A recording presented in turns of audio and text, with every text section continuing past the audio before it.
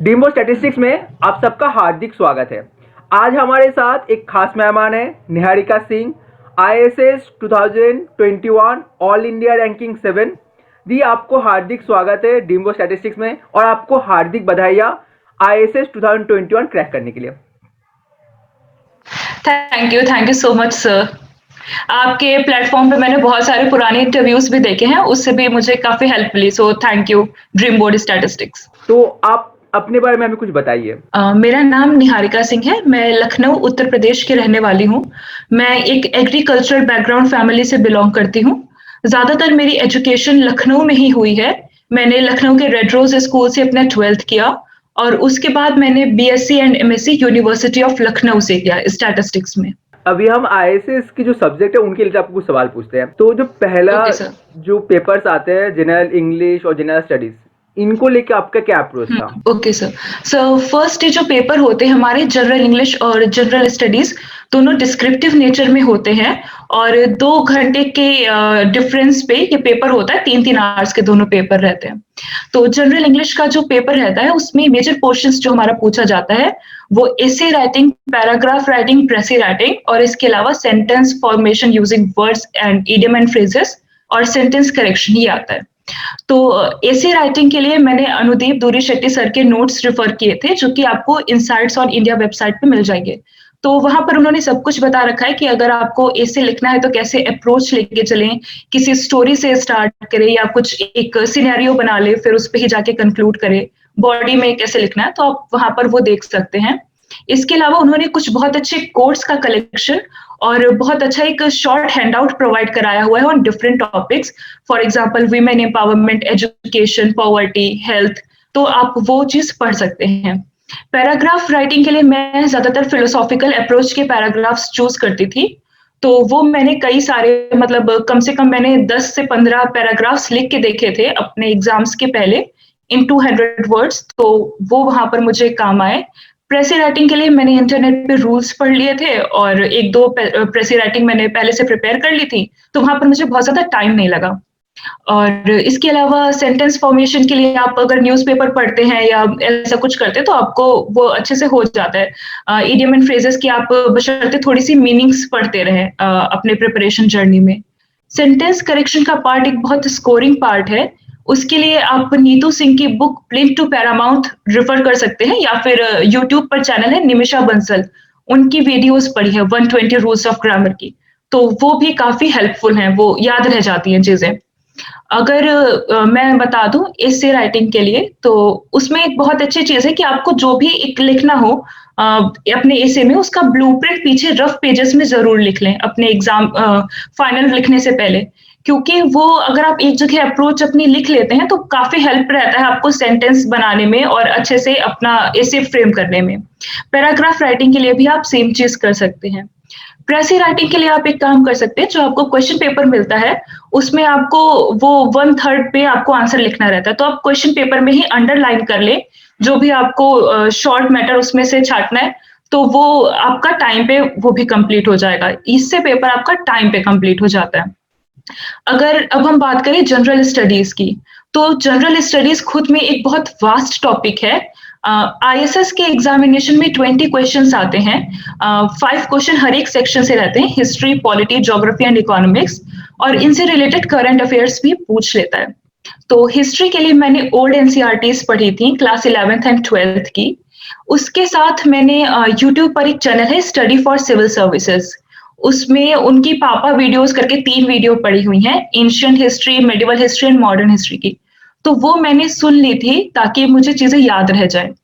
Geography की बात करूं तो मैंने हालांकि 11th-12th की NCERTs पढ़ी थी, पर वो मुझे सब्जेक्ट काफी डिफिकल्ट लगता था, तो मुझे चीजें याद नहीं रहती थी। इसके लिए मैं क्या करती थी, जो भी करंट में चल रहा है, फॉर एग्जाम्पल लैंडस्लाइड्स हो रही हैं, कहीं फॉरेस्ट फायर हो रहा है, कहीं वॉल्केनोज आ रहा है, तो उन सब से रिलेटेड मैं थ्योरेटिकल पोर्शन उसका पढ़ लेती थी, जो भी स्टैटिक पोर्शन था, तो वो काम आ जाता था। पॉलिटी के लिए मैं ये सजेस्ट करूंगी कि आप जितने भी आर्टिकल्स, शेड्यूल्स और प्रियम्बल हैं, उनको बहुत अच्छे से याद कर लें और अपने आंसर्स में उसको इंट्रोड्यूस करें। इसके अलावा जो भी बहुत फेमस टॉपिक है, फॉर एग्जाम्पल अमेंडमेंट्स जो बहुत फेमस है, 73rd amendment, 74th amendment, 46th amendment, वो काफी अच्छे से कर ले।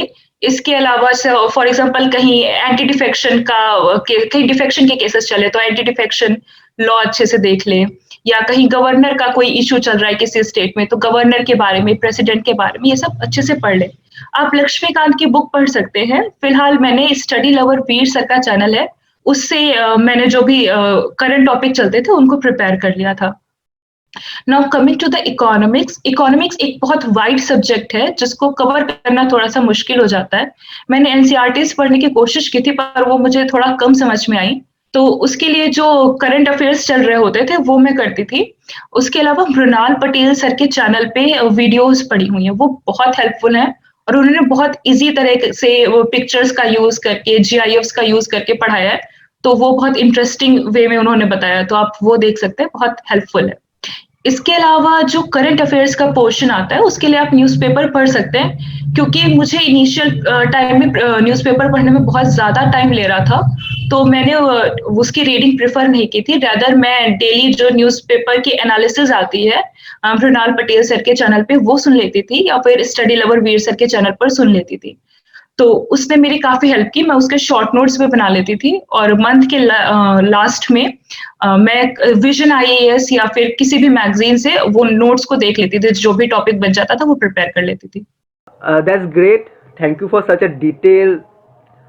जो अगला जो पेपर्स है, MCQ papers, statistical paper 1, paper 2, तो उनको लेके आपका क्या अप्रोच था? Yes sir. Okay, sir statistic paper 1 जो है वो ज़्यादा डिफ़िकल्ट लगता है बच्चों को, मुझे भी लगता था पेपर 2 के कंपैरिज़न में, और इसका सिलेबस भी काफ़ी वाइड है। जो इसमें पूछते हैं वो है probability and probability distribution along with regression, attributes ये सब, एंड और इसके अलावा कंप्यूटर्स पूछते हैं और न्यूमेरिकल एनालिसिस पूछते हैं। तो मैं कंप्यूटर से स्टार्ट करना चाहूँगी। कंप्यूटर के लिए मैंने बहुत स्पेशल कोई प्रिपरेशन नहीं की थी, क्योंकि मैंने 12th तक कंप्यूटर्स पढ़ रखी, इसलिए मुझे बहुत ज़्यादा डिफ़िकल्ट नहीं लगता था वो पोर्शन। तो मैं कंप्यूटर के लिए मैंने अपनी 11th-12th की जो उसके स्टार्टिंग के चैप्टर्स थे फंडामेंटल्स के, वो मैंने पढ़ लिए थे। इसके अलावा मैंने इस साल ही जनवरी में ओ लेवल का एग्ज़ाम दिया था, जो कि नीलिट करवाता है। तो उसपे भी मैंने थोड़ी चीज़ें प्रिपेयर की थी, जो कि मुझे इस एग्ज़ाम में काम आई। इसके अलावा आप कुछ चीज़ें देख सकते हैं, जैसे वो किसी डिजिट को बाइनरी में या हेक्साडेसिमल में चेंज करने को बोल देते हैं, तो वो सब भी आप देख सकते हैं इंटरनेट में, बहुत सारे यूट्यूब चैनल हैं, तो वहाँ से आप हेल्प ले सकते हैं। Coming to the numerical analysis, इसके लिए बहुत सारी बुक हैं, लोग एचसी सक्सेना प्रेफ़र करते हैं। हालाँकि मैंने अपनी ग्रेजुएशन की बुक जो मैंने पढ़ी थी, यहाँ लखनऊ यूनिवर्सिटी में प्रकाशन केंद्र की बुक चलती है, तो वो ही मैंने रिवाइज़ करी, क्योंकि हर बुक में अलग तरह से नोटेशन दिया रहता है फ़ॉर्मूले का, तो वो थोड़ा-सा डिफ़िकल्ट हो जाता है अलग-अलग बुक का याद रखना। तो मैंने जो बुक पढ़ रखी थी ग्रेजुएशन में वही रिवाइज़ की। आईएसएस में कई डायरेक्ट क्वेश्चन्स भी आए हैं उस पेपर से, तो वो हेल्पफुल रहा मेरे लिए। Now coming to the probability and probability distribution part, ये एक बहुत बड़ा पार्ट है। सबसे बड़ा चैलेंज है यहाँ पर याद रखना। तो जो डिस्ट्रीब्यूशंस हैं आप ऐसा कर सकते हैं, उसके एकदम शॉर्ट नोट्स बना लें। Short note in the sense आप पीडीएफ लिख लें, पीएमएफ लिख लें उसके एक जगह, मीन क्या है, mode, median, variances, skewness, kurtosis. इसके अलावा एक डिस्ट्रीब्यूशन से दूसरे डिस्ट्रीब्यूशन पे ट्रांसफॉर्म कैसे होता है। फॉर एग्जाम्पल अगर सपोज एक्स नॉर्मल डिस्ट्रीब्यूशन को फॉलो कर रहा है तो एक्स स्क्वायर कैसे करेगा, तो ये सारी चीजें आप एक पास लिख के रख लें और इन्हें डेली रिवाइज करें। इसके अलावा कुछ क्वेश्चंस ऐसे होते हैं, फॉर एग्जाम्पल प्रोबेबिलिटी में ही कुछ क्वेश्चन ऐसे हैं जो बहुत लेंथी हैं, तो उनका आप डायरेक्ट आंसर भी याद रख सकते हैं, तो वो तभी याद रहेगा जब आप एक शॉर्ट नोट बना लें और उसको डेली रिवाइज करें। और शॉर्ट नोट्स की अगर मैं बात करूं तो रिग्रेशन और थ्योरी ऑफ एट्रीब्यूट्स और स्टैटिस्टिकल मेथड के भी शॉर्ट नोट्स उतने ही इंपॉर्टेंट हैं आपको डेली रिवीजन के लिए। इसके अलावा जो प्रीवियस ईयर क्वेश्चन पेपर हैं उन्हें बहुत अच्छे से करें। आपके पास अगर टाइम है, जैसे मेरे फर्स्ट अटेम्प्ट में तो मैंने नहीं किया था, सेकंड अटेम्प्ट में मेरे पास टाइम था, तो मैंने गेट का, बीएचयू का, जैम का और डीयू का जो पेपर्स होते हैं उनको मैंने सॉल्व किया था अच्छे से। इसके अलावा अगर हम आए पेपर 2 पर, तो पेपर 2 में भी हमारे 3 मेजर पोर्शन है, statistical inference, official statistics and linear models. तो इनमें से लीनियर मॉडल मेरा थोड़ा-सा वीक पोर्शन था। इसके लिए मैंने मेरे पोस्ट ग्रेजुएशन में आकाश अस्थाना सर ने जो नोट्स दिए थे वो मैंने अच्छे से देखा, और इसके जो एनोवा होती है, एनोवा टेबल, वो बहुत अच्छे से प्रिपेयर करी। इसके अलावा शलभ सर के इकोनॉमेट्रिक्स के जो नोट्स हैं, उसके इनिशियल चैप्टर के, वो आप कर सकते हैं, वो भी आपको हेल्प देगा। और एक पी स्टैटिस्टिक ट्यूटोरियल चैनल है यूट्यूब पर, वो भी बहुत अच्छा चैनल है। वहाँ पे आपको कई सारे लीनियर मॉडल्स के क्वेश्चन उन्होंने सर ने सॉल्व करवाए, तो वहाँ से आप हेल्प ले सकते हैं। Now coming to the official statistics, ये थोड़ा-सा डिफिकल्ट हो जाता है अगर आप फर्स्ट टाइम प्रिपरेशन कर रहे हो पढ़ने में, क्योंकि सब ऐसा बोल देते हैं मॉस्पी की वेबसाइट पढ़ो, बट एक्चुअली जब आप फर्स्ट टाइम वेबसाइट खोलते हो तो यही नहीं समझ में आता है पढ़ना क्या है। तो मैंने क्या किया था, मैंने इंडियन स्टैटिस्टिकल सिस्टम गूगल किया, तो मुझे एक पीडीएफ मिला था। undp.org वेबसाइट है, आप देखेंगे तो आपको 3-4 उसके बाद में मिल जाएगा। 3-4 कॉलम्स आते हैं, उसके बाद में आपको यूएनडीपी की वेबसाइट पे वो इंडियन स्टैटिस्टिकल सिस्टम का पीडीएफ मिल जाएगा। तो वो मैंने बहुत अच्छे से प्रिपेयर किया था, उन्होंने उसमें शॉर्ट में काफ़ी अच्छी चीज़ें बता रखी हैं। हालाँकि उसमें कुछ चेंजेस आपको करने पड़ेंगे, जैसे कुछ कहीं-कहीं बेस ईयर चेंज हुआ है या कहीं-कहीं कुछ बास्केट ऑफ कमोडिटीज़ चेंज हुई, तो वो आप देख लीजिएगा नेट से। और इसके अलावा मृणाल पटेल सर के चैनल पे 2 लेक्चर्स पड़े हुए हैं, जो कि अगर आप देख लें, तो मेरे ख्याल से आपको बहुत हेल्प मिल जाएगा। जैसे इन्फ्लेशन, नेशनल इनकम, जीडीपी, इनसे रिलेटेड भी अब क्वेश्चन पूछने लग गया है एग्ज़ाम में। तो आप ऐसा कर सकते हैं, यूट्यूब पर टाइप करें मृणाल पटेल जीडीपी लेक्चर और उस लेक्चर को पूरा देख लें। दूसरा टाइप करें आप Mrinal Patel CPI WPI lecture, वो देख लें, तो उससे आपके सारे इंडेक्सेस बहुत अच्छे से प्रिपेयर हो जाएँगे। रिटन के पार्ट में इतना करना सफिशिएंट होगा। इसके अलावा आप प्रीवियस ईयर पेपर क्वेश्चन जो भी आते हैं, वो बहुत ज़रूर से करें। Now coming to the statistical inference part, ये थोड़ा-सा लेंथी पार्ट है बाकी दोनों के कंपैरिजन में। तो इसके लिए मैंने सिर्फ गुप्ता एंड कपूर का जो है fundamental of mathematical statistic book, उसके क्वेश्चंस को बहुत अच्छे से किया था और प्रीवियस ईयर क्वेश्चन पेपर बहुत अच्छे से किए थे। इसके अलावा जैम और गेट के पेपर में अगर आप देखें तो आपको अच्छे खासे क्वेश्चंस मिल जाते हैं। हाँ, अगर आपको क्वेश्चन सॉल्व करने में दिक्कत आ रही है तो आप एनपीटीईएल के लेक्चर्स देख सकते हैं। इसके अलावा I think doctor Harish Garg का एक चैनल है यूट्यूब पे और एक स्टैटिस्टिक हब करके चैनल है यूट्यूब में। ये दोनों भी काफ़ी हेल्पफुल हैं। Thank you. आपका जो statistics thank you paper sir. 3 था, बहुत ह्यूज सिलेबस है, तो उसमें आपका सबसे डिफिकल्ट हुँ। कौन सा लगता था और आपका ओवरऑल अप्रोच क्या था? ओके। स्टैटिस्टिक पेपर 3 सर सच में बहुत बड़ा वो पेपर है, उसको प्रिपेयर करना भी बहुत बड़ा टास्क है। 2 तो सबसे मेजर चैलेंज आते हैं, एक तो कि वो पेपर थर्ड डे रहता तो ऐसे ही थकावट रहती है। दूसरा कि उसको लिखना है पूरा, आपको डिस्क्रिप्टिव लिखना है तो उतना याद रखना बहुत मुश्किल चीज़ है। तो मुझे जो सबसे डिफ़िकल्ट लगता था वो जो अब एडवांस टाइम सीरीज़ उन्होंने पूछना मतलब शुरू कर दिया है, तो वो काफ़ी डिफ़िकल्ट लगता था। इस बार भी मैंने 2-3 क्वेश्चन्स नहीं किए थे उस पोर्शन से, स्पेक्ट्रल डेंसिटी वगैरह जो पूछा था, एक्सपोनेंशियल स्मूथनिंग, तो वो सब मैंने अटेम्प्ट नहीं कर पाई थी इस बार भी। मेरी अप्रोच ये थी पेपर 3 में मैंने एक कोचिंग की थी लखनऊ में, तो वहाँ पर मुझे उन्होंने नोट्स दिए थे। वो काफ़ी अच्छे नोट्स हैं, उन्होंने काफ़ी सारी बुक्स से एग्रीगेट करके बनाया हुआ है। तो आप वो मतलब वो तो सबके पास अवेलेबल नहीं होंगे, इसलिए फंडामेंटल ऑफ एप्लाइड स्टैटिस्टिक्स जो बुक है, आप उससे देख सकते हैं नोट्स। उसके अलावा उसमें सैंपलिंग का, डिमांड एनालिसिस का, time series and index number, इनके नोट्स आपको मिल जाएँगे और क्वेश्चन्स मिल जाएँगे। तो ये आप दोनों चीज़ें करें। इसके अलावा जो सैंपलिंग का पार्ट उन बुक्स में नहीं है, उसके लिए आप सुखात्मी की बुक्स देख सकते हैं या फिर अगर आप वो भी पूरा नहीं पढ़ना चाहते, तो आप शलभ सर के नोट्स पड़े हुए हैं इंटरनेट पे, तो वो आप डाउनलोड करें। बहुत अच्छे से उन्होंने उसमें पूरे डेरिवेशंस वगैरह किए हुए हैं। एज़ इट इज़ आपको काम आ जाएँगे इस पेपर में, आपके एग्ज़ाम्स में। तो आप उससे प्रैक्टिस कर सकते हैं। पेपर 3 में जो मैंने लास्ट ईयर मतलब जो फर्स्ट अटेम्प्ट था मेरा, उसमें मेरी गलती ये हो गई थी कि मुझे वहाँ पे चीज़ें याद ही नहीं आ रही थी कि मुझे लिखना क्या है, तो मेरी थोड़ी-सी प्रैक्टिस कम थी। तो मुझे वहाँ से ये समझ में आया कि पेपर 3 में प्रैक्टिस की बहुत ज़रूरत है। तो इस बार मैंने लिख-लिख के बहुत ज़्यादा प्रैक्टिस कर रखी थी कि वहाँ पर मैं भूलूँ नहीं। उसके अलावा पेपर 3 में मेरा एक बहुत बड़ा सजेशन ये रहेगा कि आप कोई भी पोर्शन एकदम 100% नेग्लेक्ट नहीं करें। आप ऐसा कर सकते हैं कि एक पोर्शन आपने ज़्यादा अच्छे से प्रिपेयर किया है, एक को थोड़ा कम अच्छे से कर सकते हैं अगर टाइम नहीं है। पर बिल्कुल ही मत छोड़ें क्योंकि अक्सर ऐसा होता है आजकल पेपर बहुत डायनामिक आने लग गया है, तो कुछ-कुछ पोर्शन्स तो एकदम ही नहीं कुछ क्वेश्चन्स तो आते ही नहीं है वहाँ पे समझ में। तो आप एक सेक्शन से दूसरे सेक्शन पर शिफ्ट कर सकते हैं। मेरी जो अप्रोच रही तो जैसे मैंने बता दिया time series, index number, demand और सैम्पलिंग के लिए मैंने गुप्ता कपूर की बुक फ़ॉलो करी और उसको कई बार प्रैक्टिस किया लिखकर। इसके अलावा जो इकोनोमेट्रिक्स का पार्ट है, इसके लिए मैंने बीबीएयू में एक प्रोफ़ेसर हैं डॉक्टर मधुलिका मैम, उनके वो हमें पढ़ाने आई थी एज़ अ गेस्ट फैकल्टी, तो वो जो क्लास में लेक्चर देती थी, मैं उसके बहुत अच्छे से मैंने नोट्स बनाए थे अपने एमएससी में। तो मैंने उसको मल्टीपल टाइम रिवाइज़ किया क्योंकि वो बहुत शॉर्ट में नोट्स थे और मुझे जल्दी-जल्दी से याद हो जाते थे।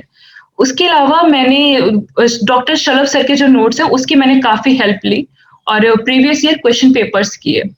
इस साल मैं इकोनोमेट्रिक्स वाला पार्ट कम मतलब मैंने कम प्रिपेयर कर रखा था। मैं बाकी साल अप्लाई करना चाहती थी मैं बाकी पार्ट जो है करना चाहती थी, लेकिन मैं वहाँ पे जाके सैम्पलिंग का डेरिवेशन भूल गई, क्लस्टर सैम्पलिंग का, तो फिर मुझे वो छोड़ के इकोनोमेट्रिक्स पे जाना पड़ा।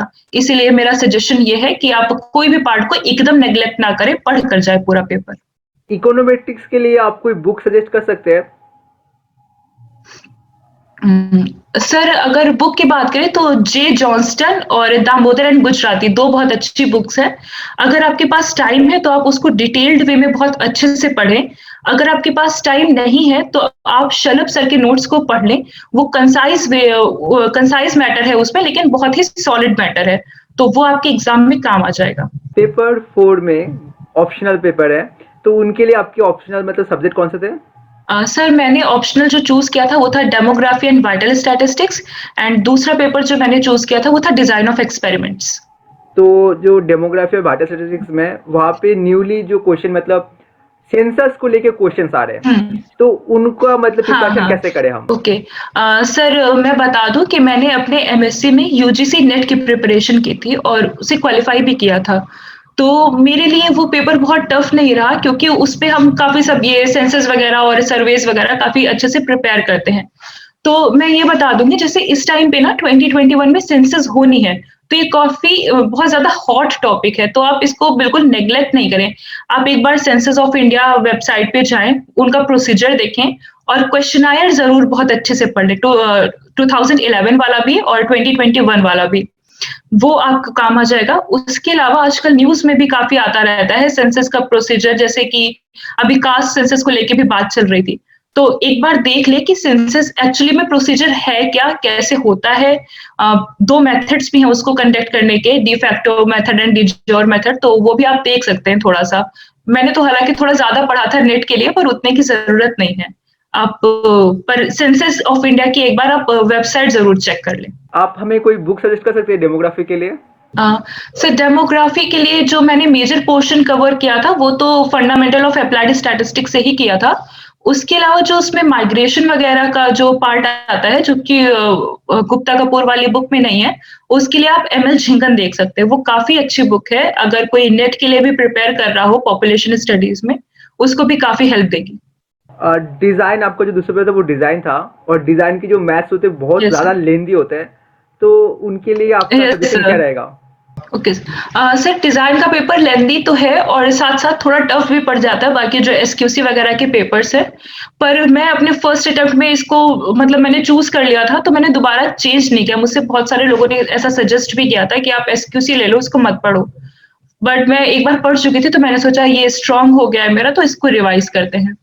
डिज़ाइन का पेपर टफ भी रहता है, तो इसके लिए आप क्या कर सकते हैं, सबसे पहले तो आप बिल्कुल लिख के जितना भी आरबीडी है, एलएसडी है, 1 वे एनोवा, 2 वे एनोवा, एनकोवा जितनी भी चीज़ें उनको आप लिख के प्रैक्टिस करें।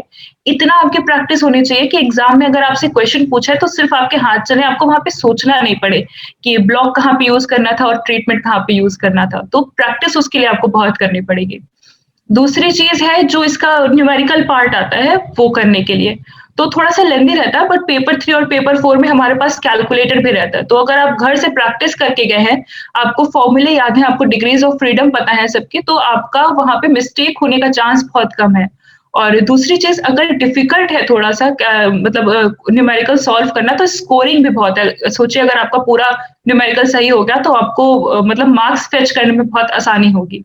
और सर अगर मैं बुक्स की बात करूँ तो बुक्स के लिए मैंने फंडामेंटल ऑफ एप्लाइड स्टैटिस्टिक्स ही देखी थी उससे ही मैंने क्वेश्चन प्रैक्टिस किए थे। इसके अलावा जो प्रीवियस ईयर क्वेश्चंस में जो पेपर में जो क्वेश्चंस आ रहे थे, जो कि उस बुक में नहीं थे, उसके लिए मैंने गूगल सर्च कर लिया था।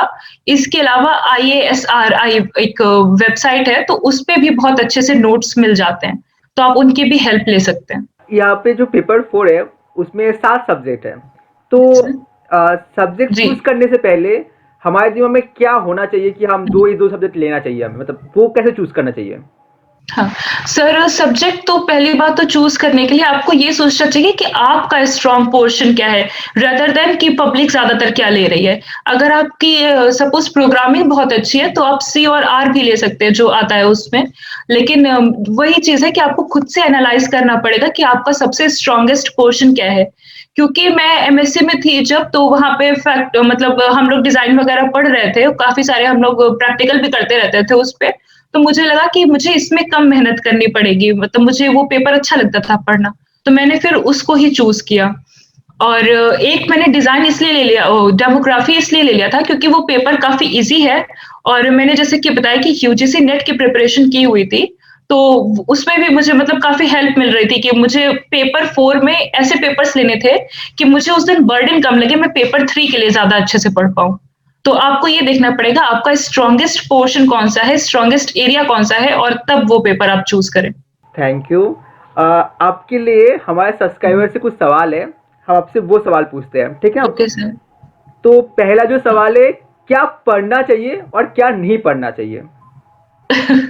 ये तो सर बहुत ही ज़्यादा, मतलब मैं भी जब प्रिपरेशन करती थी तो मैं सोचती यार क्या पढूँ, क्या छोड़ूँ?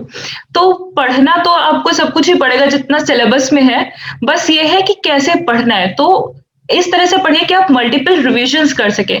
इसके लिए आपको शॉर्ट नोट्स बनाने बहुत ज़रूरी हैं। जैसे मैंने अपने जो सेकंड अटेम्प्ट में जो अच्छी चीज़ की थी वो ये की थी कि मैंने शॉर्ट नोट्स बना लिए थे सारे, मतलब पेपर 1, पेपर 2 और पेपर 4 के लिए। पेपर 3 का तो मैं नहीं बना पाई थी, पर इन सब का मैंने बना लिया था। पेपर 1 एक मतलब बहुत वो भूलने वाला टॉपिक है, अगर आप उसमें फ़ॉर्मूला भूल गए या फिर डिस्ट्रीब्यूशन भूल गए, तो आपका काम नहीं चलेगा। तो आप ऐसा करें कि इनको एक पास लिख के शॉर्ट नोट्स बना लें और उनको डेली रिवाइज़ करें। डेली नहीं हो पाता है तो अल्टरनेटिवली तो आप ज़रूर ही रिवाइज़ करें। और छोड़ने का मैं ये कहूँगी कि आप कुछ टॉपिक्स छोड़ सकते हैं, जैसे अभी जो स्पेक्ट्रल डेंसिटी आया था या एक्सपोनेंशियल स्मूथनिंग आया था, तो ये काफ़ी out of the box topic था, तो ऐसा नहीं करें आप कि आप उसको प्रिपेयर करने के चक्कर में बाकी जो रोबस्ट चीज़ें हैं आप उन्हें छोड़ दें। तो आप ये चीज़ कर सकते हैं। बट पूरा-पूरा सेक्शन कोई मत छोड़िए, 1-2 टॉपिक आप छोड़ सकते हैं जो आपको टफ लगता है। और सर हाँ, मैं पेपर 4 का भी बोल दूँ कि पेपर 4 में बहुत लोग 3 सेक्शन प्रिपेयर कर लेते हैं, तो वो मत करिए, वहाँ पे आप बच सकते हैं, 2 पेपर्स ही प्रिपेयर करिए। जो अगला सवाल है कि हमें रिवाइज के लिए कितना टाइम रखना चाहिए? सर रिवीजन तो एक ऐसी चीज़ है जो आपकी साइमल्टेनियसली चलती ही रहनी चाहिए। जैसे कि अगर आपने मान लीजिए आप फर्स्ट टाइम प्रिपरेशन कर रहे हैं तो उसमें नहीं समझ में आता है, तो आप लास्ट के लगभग 2 महीने तो रखिए रिवीजन के लिए, 2 महीना नहीं हो पाता तो 1.5 महीना प्रॉपर रिवीजन रखिए, उसमें कुछ भी नया मत पढ़िए। और बाकी जैसे कि मैंने बताया कि शॉर्ट नोट्स आप साइमल्टेनियसली बनाते हुए चलिए, उसको डेली रिवाइज़ करिए। पेपर 1 और पेपर 3 तो ऐसे पेपर्स हैं जिन्हें अगर आपने साथ-साथ रिवाइज़ नहीं किया तो वहाँ पे करना बहुत मुश्किल हो जाता है। पेपर 3 में तो सच में याद में भी नहीं आता कि लिखना क्या है एग्ज़ैक्टली। तो यहाँ पे जो 2 पेपर है वो एमसीक्यू और टाइमिंग बाउंड होता है, तो वो आप टाइम मैनेजमेंट यस कैसे सर। किए थे आप? सर टाइम मुझे एक जो मेरे साथ प्लस पॉइंट था, वो ये था कि मुझे टाइमिंग्स के बहुत इश्यू नहीं होते हैं। अगर डिस्क्रिप्टिव पेपर भी है या ऑब्जेक्टिव पेपर भी है, तो मैं टाइम पे कर लेती हूँ। अगर मुझे पेपर आता है तो, नहीं आता है तो वो एक अलग चीज़ है, पर आता है तो मैं टाइम पे कर लेती हूँ। अब उसके लिए मैंने किया क्या था, फॉर एग्ज़ाम्पल ऑब्जेक्टिव पेपर में मैं सबसे पहले कंप्यूटर का सेक्शन करती थी, क्योंकि उसमें बहुत दिमाग नहीं लगाना। अगर आपको आंसर आता है, आपने फटाक से उसको टिक कर दिया और आपको पता है कि हाँ, ये है। उसके बाद मैं न्यूमेरिकल एनालिसिस करती थी क्योंकि वो मेरा ज़्यादा स्ट्रॉन्ग पोर्शन था और कैलकुलेटिव पार्ट था, तो उसको आप स्टार्टिंग में कर लें तो लास्ट में बर्डन कम हो जाता है। उसके अलावा सपोज़ आपके प्रोबेबिलिटी या इन सब के जो क्वेश्चन्स आते हैं डिस्ट्रीब्यूशन के, कोई अगर डायरेक्ट क्वेश्चन है तो उसे आप करने की ट्राई करें। तो इस तरह से, और जब 1 घंटा हो जाए आपका क्वेश्चन पेपर का, तो आप पहले अब जितने भी आपने क्वेश्चन सॉल्व कर लिए उनको मार्क कर लें। एकदम लास्ट के लिए मत रखें कि हम एकदम लास्ट में जाके मार्क करेंगे, क्योंकि फिर वो गड़बड़ी हो जाती है। अगर आपने क्वेश्चन सॉल्व कर लिया और उसको आप ओएमआर में ही नहीं फिल कर पाए, तो कोई फ़ायदा नहीं हुआ। तो इस वजह से जब जैसे ही 1 घंटे में आप जितने सॉल्व कर ले क्वेश्चन उसको आप ओएमआर पे मार्क कर दें और 1 घंटे के बाद जितने क्वेश्चन आप सॉल्व करते जाएँ उनको साइमल्टेनियसली मार्क करते जाएँ। तो ये ट्रिक आई थिंक इसने मुझे हेल्प किया है, ये आप लोग को भी शायद हेल्प करे। यहाँ पे सवाल था कि मास्टर डिग्री मतलब वहाँ पे जो नोटिफिकेशन आता है उसमें लिखा हुआ यस सर। ग्रेजुएशन है, क्या मास्टर डिग्री करना ज़रूरत है या हुँ, ग्रेजुएशन हुँ। के बाद ही हम आईएएस के लिए प्रिपेयर शुरू कर दें? हाँ, मास्टर्स डिग्री मेनली उनके लिए रिक्वायर्ड है, अगर आपका ग्रेजुएशन स्टैटिस्टिक्स में नहीं है, तो उनके लिए मास्टर डिग्री होती है। लेकिन आपका अगर ग्रेजुएशन स्टैटिस्टिक में है, आपको लगता है आपकी प्रिपरेशन इनफ है और आपकी एज 21 इयर्स हो चुकी है, तो आपको मास्टर्स करना कोई ज़रूरी नहीं है, आप डायरेक्ट भी अप्लाई कर सकते हैं। हाँ, ये ज़रूर है कि मास्टर्स करने से आपके पास ऑप्शंस और ज़्यादा खुल जाते हैं। फॉर एग्ज़ाम्पल स्टैट्स के जो स्टेट जो स्टैटिस्टिकल एग्ज़ाम्स होते हैं, उसमें आप अप्लाई कर सकते हैं। आरबीआई का भी आप दे सकते हैं, तो ये कुछ प्लस पॉइंट हैं। लेकिन अगर हम स्पेसिफिकली आईएसएस की बात करें, तो उसके लिए मास्टर्स कोई ज़रूरी नहीं है, अगर आपकी एज हो गई है और आपकी प्रिपरेशन प्रॉपर है। ये आपका सेकेंड अटेम्प्ट है, तो फर्स्ट टाइम का जो फेलियर था, यस। उसको आपने कैसे डील किया? हुँ। सर फर्स्ट जो उसका मैंने फर्स्ट अटेम्प्ट दिया था उसका रिजल्ट इसी साल आया था 27 जनवरी को। तो मेरा उसमें काफ़ी मार्जिनल मार्क्स से रुक गया था रिटन क्लियर होना, पर वो एक हिसाब से अच्छा ही हुआ, मैंने और अच्छे से प्रिपेयर कर लिया। फेलियर सर जब मिलती है तो थोड़े दिन तो खराब लगता है, बट आप क्या ही कर सकते हैं, आपको आगे बढ़ना है। तो जब वहाँ पे फेलियर मिली तो मैंने फिर एनालाइज़ किया मुझसे क्या-क्या गलतियाँ हुई। एक जो सबसे बड़ी चीज़ मैंने एनालाइज़ की वो थी कि मुझे थर्ड डे मैंने बहुत ज़्यादा स्ट्रेस ले लिया था और मैं वहाँ पे रिमेंबर नहीं कर पा रही थी मुझे एग्ज़ैक्टली लिखना क्या है और मेरी प्रैक्टिस भी थोड़ी कम थी। तो मैंने अपनी प्रैक्टिस इम्प्रूव करी। मैंने क्वेश्चन पेपर्स ज़्यादा से ज़्यादा सॉल्व किए। जैसे मैंने बताया मैंने गेट और जैव इन सब के पेपर्स भी इस बार लगाए। तो ये सब मैंने एनालाइज़ किया और इसको करेक्ट किया। इसके अलावा सर अगर फेलियर की ही बात करें तो इस साल मैंने 3 फेलियर्स देखे। पहले मेरा रिटन में नहीं हुआ, फिर मैंने गेट दिया, मेरा उसमें नहीं हुआ, फिर मैंने आरबीआई का एग्ज़ाम दिया ग्रेड बी ऑफिसर का, उसका प्री मेंस क्वालीफाई हुआ, इंटरव्यू में नहीं हुआ एंड एट लास्ट आप फेलियर से अपनी हर फेलियर से कुछ ना कुछ सीखते हैं। जैसे आरबीआई में फेलियर जब मुझे इंटरव्यू में मिला, तो वहाँ पे मैंने रियलाइज़ किया कि मेरी इंटरव्यू में क्या कमियाँ रह गई थी, मुझे कीवर्ड्स नहीं याद रह जाते थे। तो उस कमी को मैंने अपने आईएएस के इंटरव्यू में दूर किया। इस बार की जो सीट थे वो 11 थे और बहुत लोगों का एक डिमोटिवेशन था यस कि सर। सीट कम है, कंपटीशन बहुत ज़्यादा है, हाँ। तो आपका इसको लेके अप्रोच क्या था? सर 11 सीट्स देखे तो मैं भी काफ़ी डर गई थी कि इतनी कम सीट्स है, जब 50 सीट में नहीं हुआ तो 11 सीट में कैसा होगा? बट अल्टीमेटली ये था कि हाँ, चलो अपना बेस्ट करते हैं, पेपर देते हैं और नहीं होगा तो फिर नेक्स्ट अटेम्प्ट तो है ही। तो वही था मैंने अपना बेस्ट दिया, जितना मैं कर सकती थी उतना किया और एट लास्ट भगवान की कृपा थी कि हो गया। अभी आईएएस की जो प्रिपरेशन कर रहे हैं और आपका वीडियो देख रहे हैं, उनके लिए आपका एडवाइस क्या रहेगा? यस। मेरा एडवाइस यही रहेगा कि आप ट्राई करते रहें, अगर आपको फेलियर्स भी मिलती हैं, तो आपके पास कोई ऑप्शन नहीं है, आपको आगे ही बढ़ना है। तो आप अपनी पूरी प्रिपरेशन रखें, बाकी अगर फेलियर मिलेगी तो आगे सक्सेस भी मिलेगी, कुछ ना कुछ अच्छा ज़रूर होगा। और जब भी आपको फेलियर मिले तो थोड़ा-सा दुखी मन ज़रूर हो जाता है, पर 1-2 दिन बाद आप एनालाइज़ करें कि आपकी कमी क्या रह गई और उसे दूर करने की कोशिश करें। Thank you so much. आपसे बात करके हमें बहुत अच्छा लगा। आपने बहुत डिटेल में सभी इन्फॉर्मेशन हमारे साथ शेयर किए। हम उम्मीद करते हैं 2 साल बाद आपके साथ हम दोबारा इंटरव्यू कर पाएँगे live as an IAS officer. Thank you so much. Thank you so much sir.